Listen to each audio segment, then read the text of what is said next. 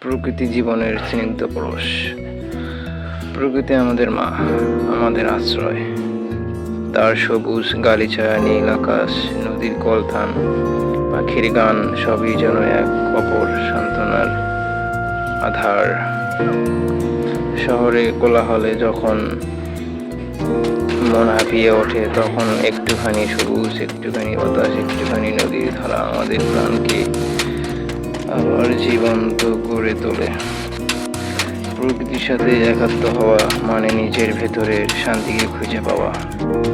গাছের পাতায় লেগে থাকা শিশির বিন্দু, সূর্যের প্রথম কিরণ কিংবা সন্ধ্যার নিস্তব্ধতা সবই আমাদের শেখায় সৌন্দর্য, শেখায় ধৈর্য, সহনশীলতা আর ভালোবাসা। প্রকৃতির প্রতি আমাদের দায়িত্ব আছে। আমরা যদি প্রকৃতিকে ভালোবাসি, তবে সে আমাদের আরও অনেক ভালোবাসা ফিরিয়ে দেয়। প্রকৃতি রক্ষা করলেই আমরা রক্ষা পাবো, প্রকৃতিকে নষ্ট করলে ধ্বংস আসবেই। প্রকৃতি জীবনের স্নিগ্ধ পরশ। প্রকৃতি আমাদের মা, আমাদের আশ্রয়।